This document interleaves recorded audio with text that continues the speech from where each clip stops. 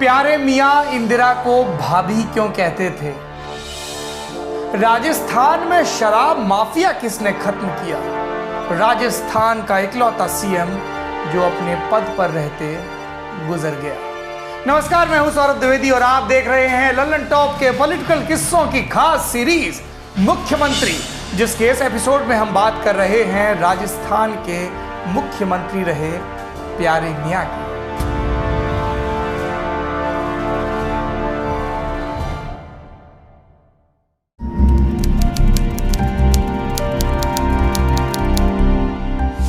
उन्नीस की जुलाई का महीना, पूर्वी पाकिस्तान के शरणार्थी भारत आ रहे थे करोड़ों की संख्या में। भारत पाकिस्तान के बीच तनाव था। भारत सैन्य हमले से पहले राजनयिक मोर्चे दुरुस्त करने में लगा था। इसी सिलसिले में एक भारतीय प्रतिनिधिमंडल लंदन गया। उसमें एक आदमी था, प्यारे मियां। उन्हें दिल्ली से तभी एक फोन पहुंचा। कॉलर ने कहा, मैडम प्यारे मियां से बात करना चाहती हैं। प्यारे मियां ने रिसीवर थामा। उधर से मैडम की आवाज आई, वापस लौट आओ, तुम्हें राजस्थान का सीएम बनाया गया है, आकर शपथ लो। प्यारे मियां ने बोला, जी भाभी। प्यारे मियां उस टाइम राजस्थान की सुखाड़िया सरकार में मंत्री थे। वो फोन कॉल के आदेश को ज्यादा कुछ समझ नहीं पाए, फिर भी अगली फ्लाइट पकड़कर दिल्ली पहुंचे और कुछ रोज बाद तारीख 9 जुलाई 1971 को राजस्थान के छठवें मुख्यमंत्री बन गए।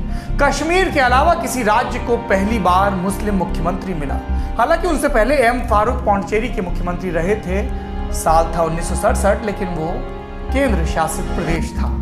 प्यारे मियां का असली नाम था बरकतुल्ला खां और मैडम थी इंदिरा गांधी। इंदिरा को बरकतुल्ला भाभी कहते थे क्योंकि वो फिरोज के दोस्त थे। बरकतुल्ला के सीएम बनने से कांग्रेस में हाईकमान कल्चर की शुरुआत हुई, जो आज तक चल रही है। क्या है ये कल्चर? विधायक जुटेंगे, अपना नेता नहीं चुनेंगे, सब अधिकार केंद्रीय नेतृत्व को दे देंगे, फिर वो अपनी मर्जी के हिसाब से सीएम बना देगा। बीजेपी में भी अब यही कल्चर दिखता है। खैर, क्या प्यारे मियां की अचानक लॉटरी खुल गई?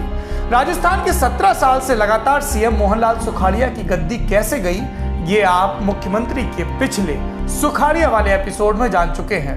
अब कहानी बरकतुल्ला खान उर्फ प्यारे मियां की।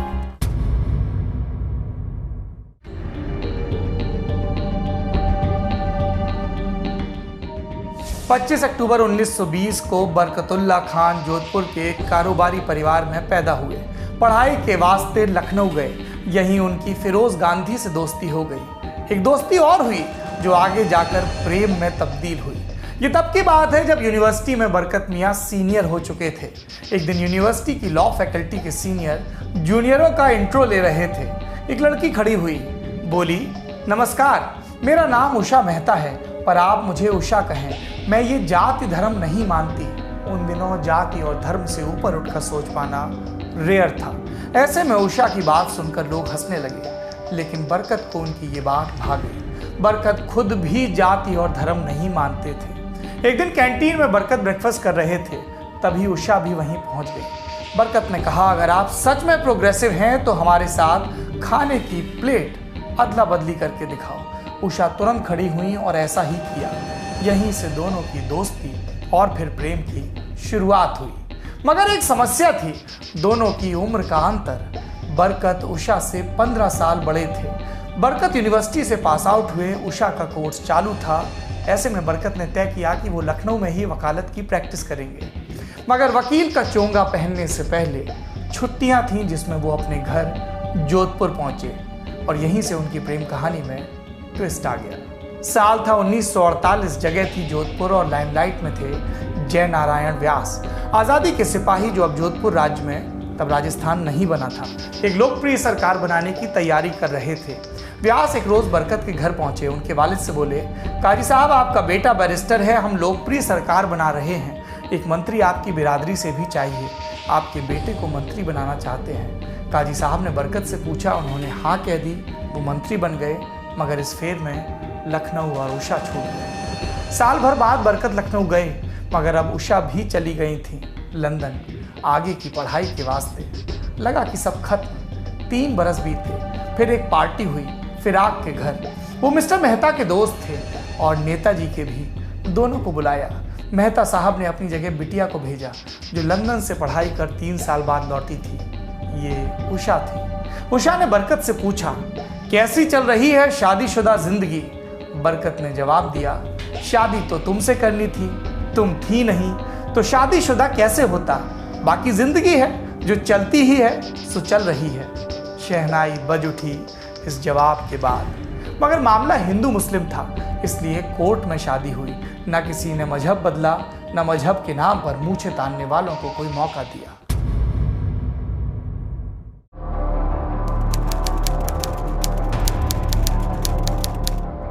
1949 में राजस्थान बना और लोकप्रिय सरकार खत्म हो गई। ऐसे में नेतागिरी में कदम रख चुके बरकत जोधपुर की स्थानीय राजनीति में सक्रिय हुए, नगर परिषद अध्यक्ष बने, फिर हाई जंप लगाई थैंक्स टू फिरोज भाई की दोस्ती। फिरोज अब सिर्फ एक युवा कांग्रेसी नेता भर नहीं थे। 1942 में इंदिरा गांधी से शादी के बाद उनका कद बढ़ गया था। अब वह प्रधानमंत्री के दामाद भी थे और फिर 1952 में रायबरेली से सांसद भी हो गए। जब राजस्थान से राज्यसभा के लिए नाम तय हुए तो फिरोज ने बरकत का नाम सरका दिया। बरकत सांसद हो गए मगर कार्यकाल पूरा नहीं कर पाए। राज्यसभा के 6 साल मगर 52 के 5 साल बाद ही राजस्थान में विधानसभा चुनाव थे और बरकत का मन भी दिल्ली नहीं घरेलू राज्य में था। वो लौटे, लड़े, जीते, विधायक बने और फिर सुखाड़िया सरकार में मंत्री भी। फिर आया 1967 का चुनाव। देश में कांग्रेस लौटी मगर कमजोर होकर। इंदिरा अब सिंडिकेट वाले बुजुर्गों के और भी दबाव में थी। उन्हें मर्जी के खिलाफ मुरारजी को उप प्रधानमंत्री बनाना पड़ा। राजस्थान में भी ऐसा ही हुआ। कमजोर कांग्रेस बहुमत से दूर। 184 सीटें होती थी, उसमें कांग्रेस के खाते सिर्फ 89 आई, यानी बहुमत से 4 कदम पीछे। फिर भी सुखाड़िया ने दावा पेश किया, राज्यपाल कांग्रेसी, तो मिल गया न्योता सरकार बनाने का। मगर विपक्ष और उसके पीछे खड़ी जनता भड़क गई। पुलिस ने जयपुर में प्रदर्शन कर रहे लोगों पर गोली चला दी, 7 मरे, राष्ट्रपति शासन लग गया। मगर सुखाड़िया भी लगे रहे और फिर बहुमत जुटा लिया, सीएम बन गए। मगर जैसे बने थे उससे साफ था सुखाड़िया के सुख के दिन अब गिने चुने थे। वैसे भी सुखाड़िया सिंडिकेट के आदमी थे और कांग्रेस में अब इंदिरा युग अपने चरम पर पहुंचने वाला था। इसकी शुरुआत हुई 1969 के राष्ट्रपति चुनाव से। इसके बारे में हम आपको विस्तार से अपनी राष्ट्रपति चुनाव वाली सीरीज महामहिम में बता चुके हैं। अगर नहीं देखी हो तो हमारे YouTube चैनल पर या Facebook पेज पर जाकर देख सकते हैं, अलग से प्लेलिस्ट बनी है। अभी बस इतना जान लीजिए कि राजस्थान में सुखाड़िया और ज्यादातर विधायकों ने संगठन के कैंडिडेट नीलम संजीव रेड्डी के पक्ष में वोट डाला।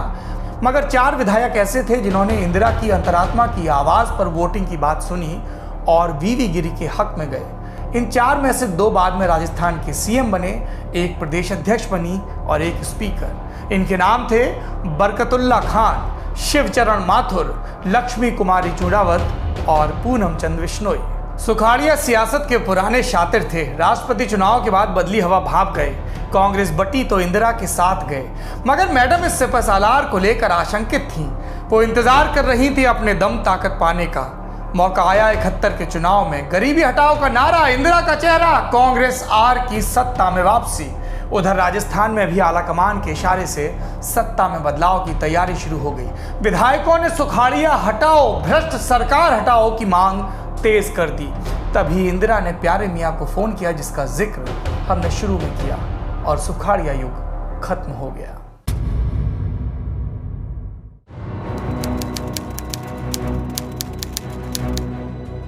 सुखाड़िया की सरकार पर नौकरशाही के दबाव, भ्रष्टाचार और बड़े मंत्रिमंडल के साथ सरकार चलाने के आरोप थे। ऐसे में बरकतुल्ला ने 19 मंत्रियों का छोटा मंत्रिमंडल बनाया, नौकरशाही में बदलाव किए। फिर नंबर आया राज्य के खजाने को भरने का। उन दिनों राजस्थान के कई जिलों में शराबबंदी हुआ करती थी। गुजरात की सीमा से लगे डूंगरपुर, बांसवाड़ा, जालौर, सिरोही के अलावा जैसलमेर और बाड़मेर में भी शराब बैन थी। जिन जगहों पर बैन नहीं थी वहां शराब माफिया हावी था। कुछ लोग पूरे राज्य की शराब का ठेका ले लेते थे। इसमें ना तो राजस्व में बढ़ोतरी होती और ना ही रोजगार के अवसर पैदा होते। बरकत मियां ने सभी जगह शराब से बैन हटाया। शराब से बैन हटाने के खिलाफ राजस्थान के कई गांधीवादी नेता अनशन पर बैठे, लेकिन बरकत ने अपना फैसला नहीं बदला।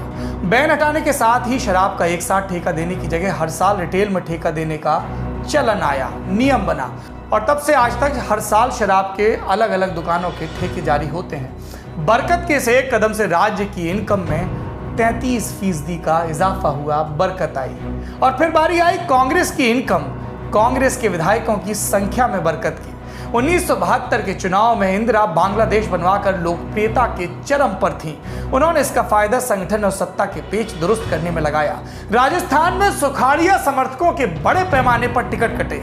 बरकतुल्ला खान ने केंद्रीय नेतृत्व की सलाह पर अपनी मर्जी से टिकट दिए, मगर एक टिकट पर पेच फंसा, खुद उनका टिकट। इंदिरा जानती थी सुखाड़िया हर मुमकिन कोशिश करेंगे कि प्यारे मियां जोधपुर में ही घिर जाएं, विधायक न बन पाएं। ऐसे में उनके लिए सुरक्षित सीट की तलाश शुरू हुई और ये पूरी हुई अलवर की तिजारा सीट पर जाकर। तिजारा चुनने की वजह मुस्लिमों की बड़ी तादाद। विडंबना शब्द ऐसे ही हालातों के लिए गढ़ा गया था।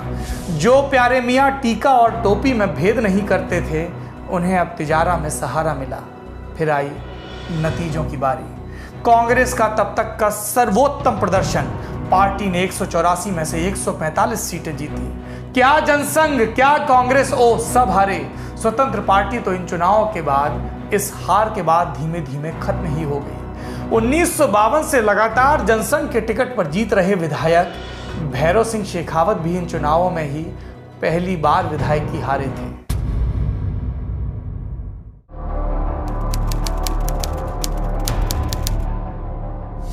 बरकतुल्ला के पहले कार्यकाल में ही सख्त प्रशासक की छवि बन गई थी। दूसरे कार्यकाल में भी सिलसिला जारी रहा। इसमें काबिले जिक्र फैसला है आरक्षण और स्ट्राइक से जुड़ा हुआ। पहले अगर रिजर्वेशन की किसी पद पर रिजर्व कैटेगरी का उम्मीदवार नहीं होता था तो इसे जनरल कैटेगरी के कैंडिडेट से भर दिया जाता था। बरकत ने कहा कि ये आरक्षण की मूल भावना के खिलाफ है। ऐसे में रिजर्व सीट पर रिजर्वेशन का कैंडिडेट ही आएगा, चाहे सीट कुछ समय खाली रहे। राज्य में हड़ताल से निपटने के लिए प्यारे मियां ने काम नहीं तो वेतन नहीं का फॉर्मूला लागू कर दिया।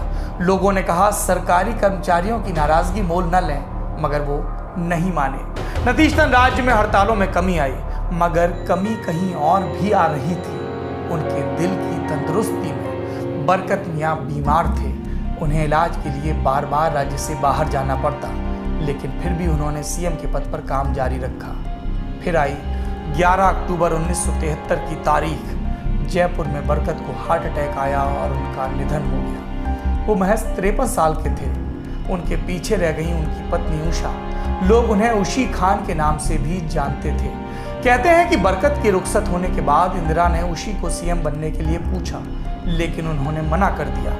बाद में 1976 में उशी को राज्यसभा के लिए चुन लिया गया। 2014 में उनका भी निधन हो गया और बरकत की विरासत खत्म हो गई। ये प्यारे मियां की कहानी थी। मुख्यमंत्री के अगले एपिसोड में बताएंगे उस सीएम की कहानी जो दिव्यांग था, जिनका एक ही हाथ था, मगर जिन्होंने हाथ वाली पार्टी के दम पर 3 बार सत्ता संभाली और एक बार तो राज्यपाल का पद छोड़कर सीएम बने।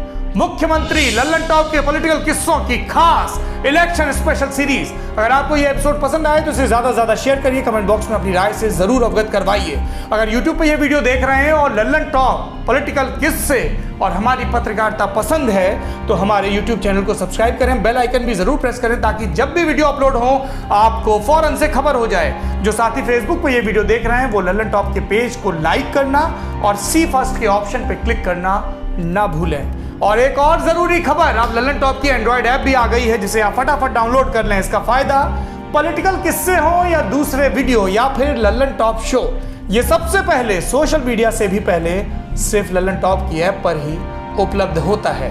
शुक्रिया।